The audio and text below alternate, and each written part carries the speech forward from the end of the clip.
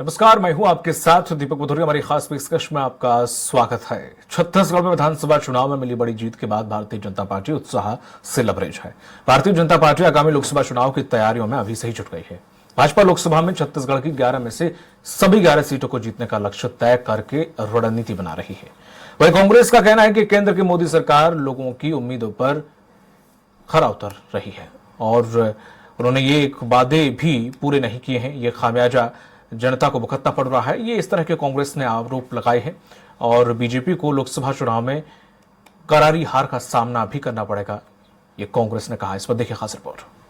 छत्तीसगढ़ की विधानसभा चुनाव में 90 में से 54 सीट पर जीत दर्ज कर भाजपा प्रदेश की सत्ता पर काबिज हो गई है। भाजपा के रणनीतिकारों समेत तमाम आला नेता उत्साहित हैं। अब भाजपा का अगला टारगेट प्रदेश की सभी 11 लोकसभा सीट पर जीत हासिल करना है। राजधानी रायपुर के जैनम भवन में बीजेपी की बड़ी बैठक हुई। बैठक में मुख्यमंत्री विष्णुदेव साय, राष्ट्रीय सह संगठन महामंत्री शिव प्रकाश, भाजपा प्रदेश प्रभारी ओम माथुर, राष्ट्रीय उपाध्यक्ष बीजे पंडा, सह प्रभारी नितिन नवीन, उप मुख्यमंत्री अरुण साव, विजय शर्मा सहित प्रदेश पदाधिकारी शामिल हुए। भारतीय जनता पार्टी की दिन भर चली मैराथन बैठक में लोकसभा चुनाव जीतने के लिए कार्य योजना पर चर्चा हुई। विधानसभा चुनाव में जिन सीटों पर भाजपा कमजोर थी, उस पर भी विशेष फोकस की गई। बीजेपी के प्रदेश नेतृत्व के साथ ही राष्ट्रीय नेताओं ने आगामी लोकसभा चुनाव में हर एक बिंदु पर काम करने का निर्णय लिया है। साथ ही विधानसभा चुनाव में मोदी गारंटी के नाम पर किए गए वायदों को जल्द मूर्त रूप देने को लेकर भी चर्चा की गई, ताकि लोकसभा चुनाव में जनता का विश्वास फिर से जीता जा सके। पिछला लोकसभा चुनाव में बीजेपी छत्तीसगढ़ की 11 में से 9 सीटों पर जीत दर्ज की थी। वहीं इस बार सभी 11 सीटों पर जीत हासिल करने का लक्ष्य तय किया गया है। उसके अनुरूप ही रणनीति बनाई जा रही है और 11 की 11 लोकसभा सीटों का लक्ष्य लेकर विजयश्री का और भारतीय जनता पार्टी के नीचे तक के कार्यक्रमों की रचना, ये सब बनाने का तय हुआ है। भाजपा की मैराथन बैठक को लेकर वरिष्ठ विधायक अजय चंद्राकर ने कहा, लोकसभा को लेकर मैराथन बैठक चल रही है। लोकसभा जीतने के लिए कार्य योजना पर चर्चा हो रही है। विधानसभा पर जिन सीटों पर हम कमजोर रहे, इस पर भी चर्चा की जा रही है। मोदी की गारंटी कार्य योजना पर भी चर्चा हो रही है। लोकसभा में जीत की तैयारी को लेकर कहा, बस्तर कोरबा दोनों लोकसभा सीट कांग्रेस के पास है। भारतीय जनता पार्टी का लक्ष्य बड़ा है, हम 11 की 11 लोकसभा सीटें जीतेंगे। और विधानसभा में भी हम सरकार जरूर बनाए, पर कहाँ पे कमजोर रहे, मतों का क्या रहा, कैसे रहा, प्रत्येक पहलू पर चिंतन, हमारी कमजोरियां क्या हैं।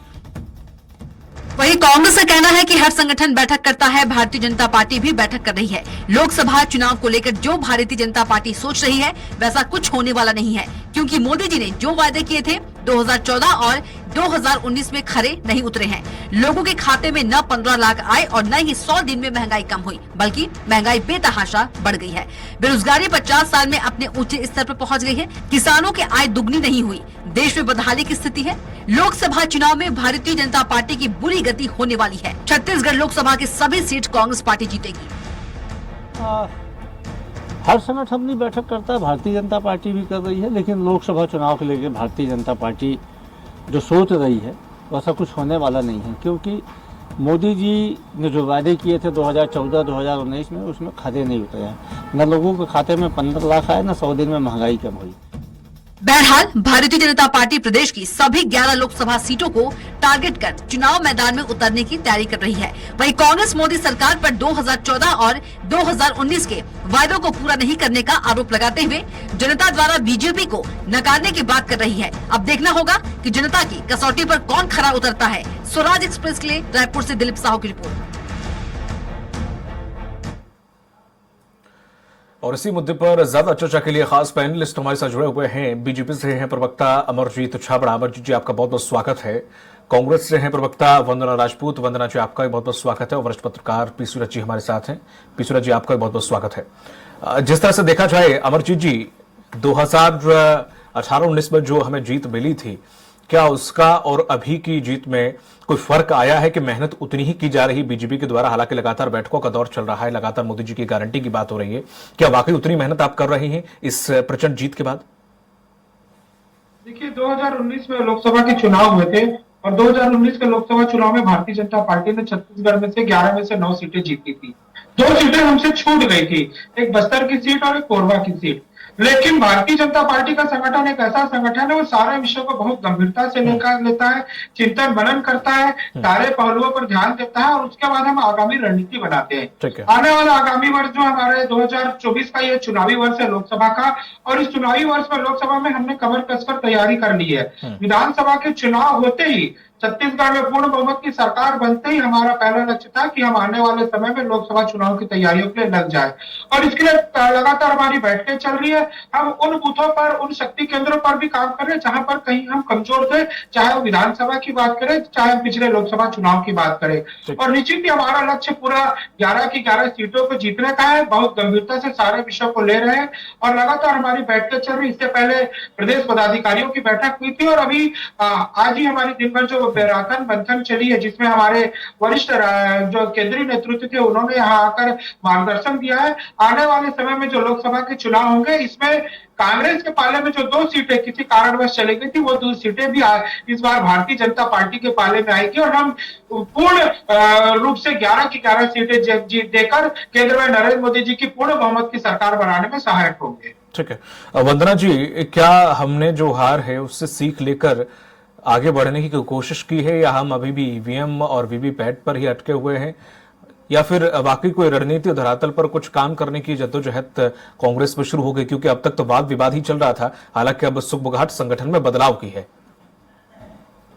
देखिए, अगर आप हार की बात कर रहे हैं तो हार और जीत तो ये लोकतंत्र की बहुत बड़ी खूबसूरती है, और हार को लेकर के हम यहाँ पर चुपचाप बैठे नहीं हैं। हम देख रहे हैं कि जो अभी आने वाले चुनाव है, लोकसभा चुनाव की तैयारी में कांग्रेस पार्टी पूरी तरह से जुट चुकी है। इसको लेकर के कल यूथ कांग्रेस की भी मीटिंग राजीव भवन में रखी गई थी। कुछ दिन पहले हम देखते हैं कि विभिन्न प्रकोष्ठों की भी बैठक रखी गई थी, विधायक दलों की मीटिंग हुई है। तो लगातार हम जो लोकसभा की चुनाव की तैयारी में लगे हुए हैं, और हम देख रहे हैं कि लोकसभा चुनाव की दृष्टि से भारत न्याय यात्रा की भी शुरुआत होने वाली है। और सबसे बड़ी चुनौती तो अभी भारतीय जनता पार्टी के पास इसलिए है क्योंकि 2014 और 2019 के जो मोदी जी की गारंटी को हम उठा करके जनता के पास ले जाएंगे, और जनता के पास उनकी वास्तविकता जो है चेहरा और चरित्र को दिखाने की कोशिश करेंगे कि मोदी जी की कथनी और करनी में कितनी अंतर है। ये वही मोदी जी है जो 2014 में 450 रुपए में हर वर्ग को गैस सिलेंडर मिलेगा, ये मोदी की गारंटी थी।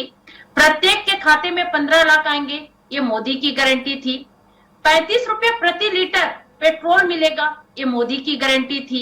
2022 तक किसानों की इनकम दोगुनी होगी, ये मोदी की गारंटी थी। 2022 तक सबके सर पर, जो गरीब वर्ग है उनके सर पर छत होंगे। वंदना जी, जब आपके पास इतने मुद्दे थे तो भुना क्यों नहीं पाए अब तक?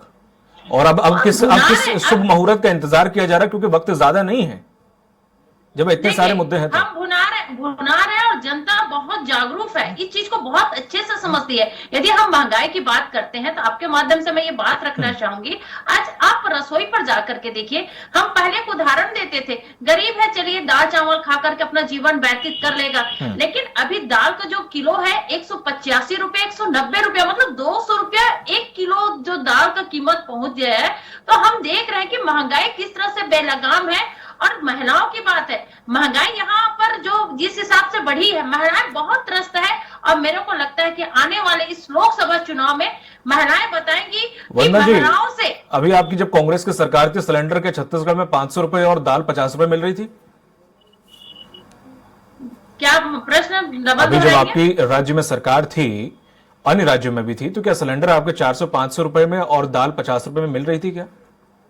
या महंगाई अन्य राज्यों, बीजेपी शासित राज्यों की अपेक्षा छत्तीसगढ़ में महंगाई वाकई थोड़ी बहुत भी अंतर से कम थी क्या? देखिए, अगर छत्तीसगढ़ की बात करते हैं, महंगाई की बात करते हैं, तो आप देखिएगा कि हमारी जब सरकार थी तो जो अर्थशास्त्र की जो व्यवस्था थी, वो वहां पर अर्थशास्त्र की व्यवस्था बहुत मजबूत स्थिति में खड़ी हुई थी, क्योंकि छत्तीसगढ़ की जो अर्थव्यवस्था है ना, वो हमारे किसानों पर निर्भर करता है। ठीक है वंदना जी, किसानों के जेब भरने के काम किया, सभी को समय मुझे बराबर देना है। अर्थशास्त्रियों के हिसाब से तो मोदी सरकार भी बड़ा अच्छा कर रही है विश्व में, मैम, वो बात अलग है, अभी हम इस पर चर्चा करेंगे। सबको समय बराबर निर्धारित है तो वो मैं दूंगा। तीसरा जी, जिस तरह से देखा जाए, पहले तो मोदी लहर थी, अब मोदी की गारंटी और आ गई है, तो ये दो चीजों से कैसे जूझेगी कांग्रेस? जी, कांग्रेस तो अपनी तैयारी जैसा भी कर रही होगी, कांग्रेस को सबसे पहले अपने नेताओं के जो एकजुटता है उसको बढ़ाना पड़ेगा। कांग्रेस के इस चुनाव में जो देखा गया कि कांग्रेस विभिन्न तरह से विभाजित नजर आई, और अभी जो असली चुनौती है कि लोकसभा चुनाव की तैयारी में भाजपा को अपना मोदी की गारंटी में कितना वो पूरा कर पाते हैं, उसके हिसाब से वो परफॉर्म कर पाएंगे। क्योंकि अभी उनके सामने बड़ी चुनौती यह है, एक तो मुख्यमंत्री चुनने में विलंब हुआ, फिर मंत्रियों को चुनने में, मंत्रिमंडल के शपथ ग्रहण में विलंब हुआ, उसके बाद अब विभागों के आवंटन के बाद अब मैदान में सरकार आई है। तो अब ये छत्तीसगढ़ की भाजपा सरकार अपने वायदों को, मोदी की गारंटी को कितना पूरा कर पाती है आचार संहिता लगने के पहले, तो वो देखना पड़ेगा। क्योंकि कांग्रेस ने तो पिछले बार कर्जा माफी का तुरंत जो आनन फानन में कर दिया था, उसके कारण उसको एक स्थिरता मिली थी। लेकिन अब यहाँ पर यह है कि महिलाओं के लिए जो महत्वाकांक्षी योजना, महताई योजना जो लाई बीजेपी, और जिसका उसको वाकई फायदा हुआ चुनाव में, तो उस योजना को लेकर के नियम और शर्तें डिसाइड करने की बात कही जा रही है। यानी अभी तक तो ये था कि हर महिला को उसका फायदा मिलेगा, लेकिन अब उसको लेकर के अलग अलग नियम शर्तें क्या क्या होंगी, जटिलता उसकी बढ़ाई जाएगी। 30 लाख को मिलेगा या 50 लाख महिलाओं को फायदा मिलेगा, ये इस तरह से गणितबाजी में उलझा हुआ है मामला जो है। और सत्तारूढ़ दल जो वायदे करके सरकार में आता है, कम से कम 4-5 उनके वायदे पूरे हों, ये जनता जरूर जानना चाहेगी, ये आचार संहिता लगने के पहले। क्योंकि उसके बाद तो सरकार हाथ खड़े कर सकती है कि अब आचार संहिता लग गई है लोकसभा चुनाव की, तो हम कुछ नहीं कर सकते। लेकिन उसके पहले सरकार प्राथमिकता से क्या पूरा कर रही है वायदे, ये देखने वाली बात होगी। और कांग्रेस की रणनीति उसी के हिसाब से तय होगी, आक्रमण उसका उसी के हिसाब से होगा। क्योंकि अब वो विपक्ष में है, तो उसको एकजुटता से मौजूदा सरकार पे आक्रमण करके अपना रास्ता निकालना है, ताकि वो अपना लोकसभा में ज्यादा से ज्यादा सीटें जीतना सुनिश्चित कर सके। भाजपा ने एक तरह से जो 11 सीटों को पूरी की तरह जीतने का जो प्लान रखा है, वो बहुत कुछ वैसा है जैसे भूपेश बघेल की सरकार ने 75 पार का नारा दिया था। तो ये दोनों एक दूसरे से मिलते जुलते हैं। तो इससे एक तरह से ये पता चलता है कि दोनों के पास कॉन्फिडेंस, ओवर कॉन्फिडेंस की स्थिति ज्यादा नजर आ रही है। ठीक है जी, भदौरिया जी। अमरजीत जी, जिस तरह से आपने जो जमावट की है, ठीक है, आपने चाहे वो अपने प्रतिनिधिमंडल हो, विधायक का पदभार हो, या फिर विधायक उप मुख्यमंत्री हो, आपने बड़े अच्छी तरह से चारों तरफ से किलेबंदी कर ली, वो अच्छी बात है, करना भी चाहिए किसी संगठन को। लेकिन सवाल ये खड़ा होता है कि आप इसी जमावट में लगे रहेंगे कि जो वादे आपने किए हैं, जो मोदी की गारंटी आपने बड़ा चीख चीख कर दी है, जनता ने जिस पर भरोसा भी किया है, वो धरातल पर समय ज्यादा चूंकि नहीं बचा है, वो आपको धरातल पर लाना होगा, उसका क्रियान्वयन यानी कि जनता तक वो चीजें पहुंचानी भी होंगी। देखिए, भदौरिया जी ने जो विषय उठाया कि हमने प्रारंभिक समय में कुछ भी वादे पूरे नहीं किए, मैं आपको याद दिलाना चाहूंगा भदौरिया जी कि जैसे हमारी सरकार बैठी, सबसे पहले हमने किसानों को जो 3100 रुपए और जो बोनस देने की बात कही थी, वो हमने सबसे पहले उन वादों को पूरा किया। उसके बाद हमने 25 दिसंबर को देश के यशस्वी पूर्व प्रधानमंत्री और भारत रत्न स्वर्गीय अटल बिहारी वाजपेयी जी की जयंती के अवसर पर हमने 2 साल का जो बोनस जो पिछले बार हमने नहीं दिया था, और जिसका जिक्र कांग्रेस ने भी अपने घोषणा पत्र में किया था, उसको देने का काम हमने किया। अभी हमारी पहली कैबिनेट की बैठक में हमने पीएससी घोटाले के विषय पर सीबीआई जांच के विषय को आगे बढ़ाया। तो हमने लगातार काम आरंभ कर दिया है। अभी पहला बजट सत्र आएगा 5 फरवरी से आपका 1 मार्च तक का, उसमें हम महतारी बंधन योजना को लेकर, सारी योजनाओं को लेकर उसमें बजट को लाने वाले हैं, और हम आचार संहिता के पहले बहुत सारे विषयों को लाने वाले हैं। मुझे लगता है कि भारतीय जनता पार्टी पर कांग्रेस की तरफ से और सामान्य भदौरिया जी की तरफ से, दोनों तरफ से प्रहार हुआ है अभी। और उन्होंने भी, सामान्य वंदना जी भी जो विषय कहा कि गैस सिलेंडर का, मैं याद दिलाना चाहूंगा कि जब 2018 के पूर्व कांग्रेस की सरकार होती थी, तो कांग्रेस की सरकार में इन्होंने सिलेंडर मुफ्त, 4 सिलेंडर मुफ्त देने का वादा किया था। लेकिन ये 5 साल सिर्फ बोलते रहे, इन्होंने कुछ नहीं किया। अभी कांग्रेस में जो वर्तमान में स्थिति भगदड़, नहीं, अमरजीत जी, उन्होंने पेट्रोल और डीजल पे पैसे कम किए थे। हाँ, वो बात अलग है, कुछ 21 पैसे 27 पैसे किए थे। जी, वो देश भर में जब एक माहौल बना, और देश भर में अन्य राज्यों में, खासकर इनके राजस्थान में जहां इनकी सरकार थी, वहां भी जब इन्होंने कुछ कटौती की, पंजाब में कटौती हुई, तो इन्होंने देखा था कि थोड़ा बहुत इन्होंने कम किया था, वो बहुत नाम मात्र था, समझ लीजिए ऊंट के मुंह में जीरा जैसे था। मैं विषय को आगे बढ़ाते हुए आपके समूह के रखना चाहूंगा कि कांग्रेस के पास अभी खुद को बचाने के लिए भी समय नहीं बचा है। इनके जो प्रभारी छत्तीसगढ़ के बने सचिन पायलट जी, उनका अभी तक छत्तीसगढ़ आना ही नहीं हुआ।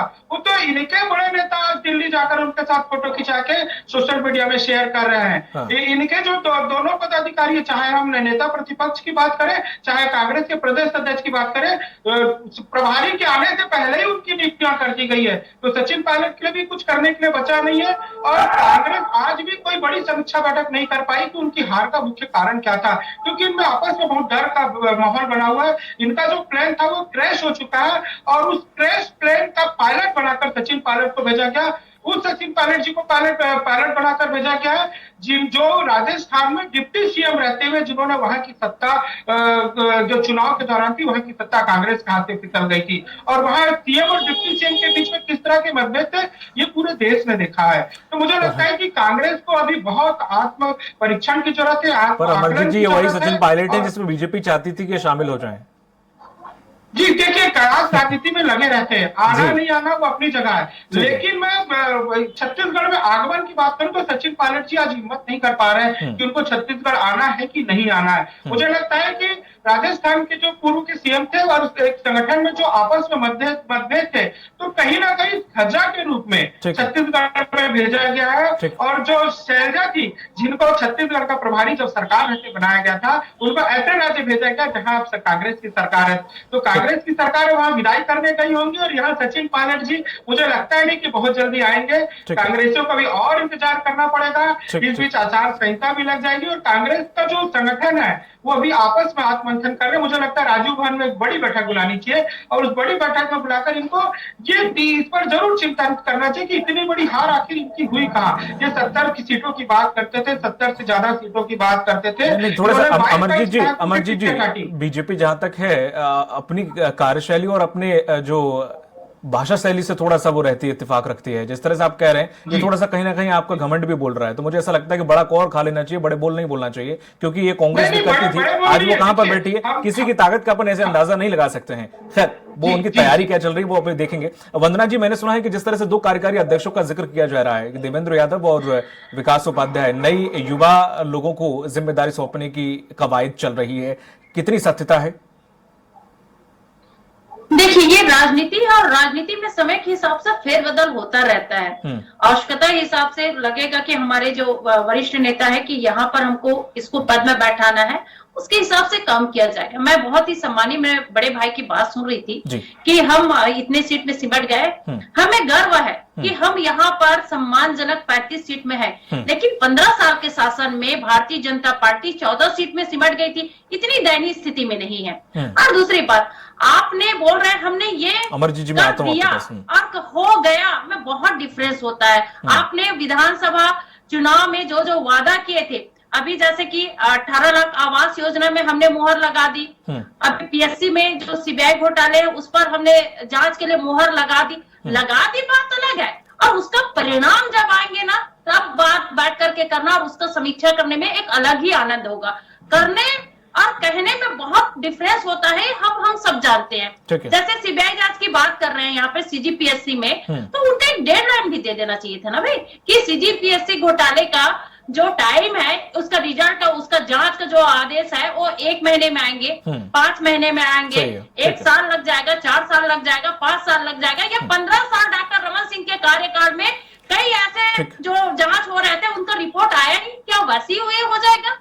क्योंकि यहाँ पर युवाओं का जो सपना है वो जुड़ा हुआ है। ठीक है वंदना जी, हम चाहते हैं कि वंदना जी, जिस तरह से मुद्दे जो हैं अभी हाल ही में लगातार हमने देखा, जो कानून आया था हिट एंड रन, पूरे देश में जिस तरह से हालात बन गए थे, कांग्रेस बाहर निकल कर नहीं आई। हमेशा कांग्रेस कहीं ना कहीं खड़ी दिखाई देती है, ऐसे अवसर ढूंढती है, लेकिन कांग्रेस ने कहीं साथ नहीं दिया, कहीं इस पूरे अभियान का लेकर अपना बुना नहीं पाई।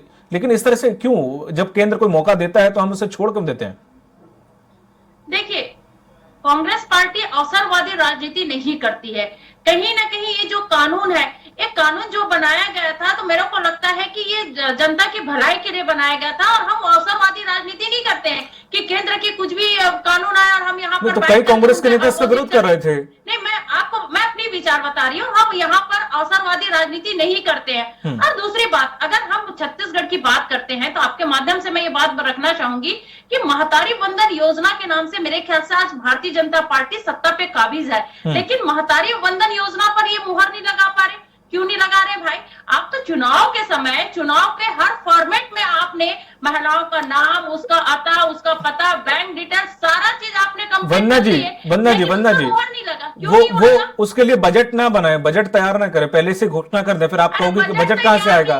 बजट तैयार नहीं हुआ, फिर आप ये कहोगे 1,000 महिलाओं को कहाँ से मिला? तो वो बोल रहे हैं कि बजट 7 फरवरी में आने वाला है, उसमें हम तय करेंगे कितना बजट जाएगा। बजट तैयार नहीं हुआ, जब बजट तैयार नहीं हुआ तो फॉर्म क्यों भराए? जब बजट तैयार नहीं हुआ तो फॉर्म क्यों भराए? 1,000 रुपए पैसा कहाँ से दिए? ये पूछिए ना भाजपा के प्रवक्ता जी से कि 1,000 रुपए किस्त भी दे दिए गए हैं कि पहला किस्त है करके। कथनी और करनी में बहुत अंतर है।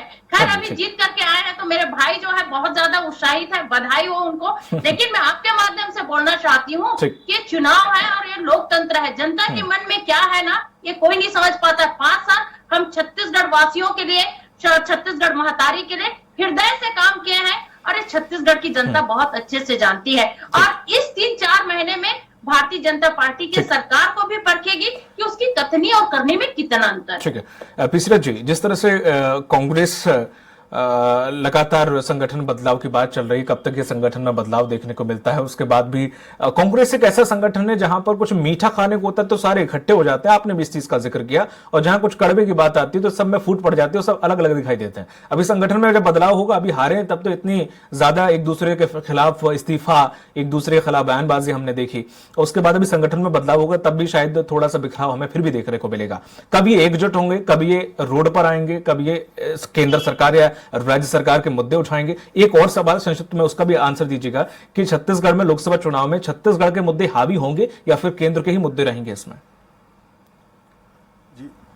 पिछली बार जो 2018-19 का जो चुनाव था, लोकसभा चुनाव, उसमें जो जिस तरह से हुआ था कि 2018 में भारी बहुमत के साथ कांग्रेस ने सरकार बनाई थी विधानसभा में, और लोकसभा चुनाव जो जस्ट उसके बाद हुए थे उसमें मात्र 2 सीटें कांग्रेस को मिली थी और भाजपा मेजर लोकसभा सीटों को कब्जाने में कामयाब रही थी। तो ये ट्रेंड बताते हैं इस तरह से कि जो छत्तीसगढ़ की जनता है वो केंद्र और राज्य दोनों के प्रतिनिधि चुनने में एक तरह से बदलाव भी कर सकती है, जो कि पिछले बार बदलाव हो चुका है, तो वैसा कुछ बदलाव यहाँ पर भी हो सकता है। और जहां सवाल मुद्दों का है तो देखिए, जनता मूल रूप से तो चुनावी वायदे जो किए जाते हैं उसको लेकर के पूरा हो ये चाहती है, और महंगाई जो एक, बेरोजगारी जो एक लगातार चल रहा मुद्दा है, तो उस ज्वलंत मुद्दे को लेकर के सरकार का पॉजिटिव रुख दिखना चाहिए। अभी सरकार का मंत्रिमंडल बना है, अलग अलग मंत्रियों को बांटे गए हैं विभाग और अलग अलग जिम्मेदारियां तय की जा रही है, तो जनता मौका भी देगी भाजपा को, कम से कम 1 महीने का मौका तो देगी कि वो काम जो वायदे हैं उसको पूरा करते हुए दिख रही है कि नहीं दिख रही है।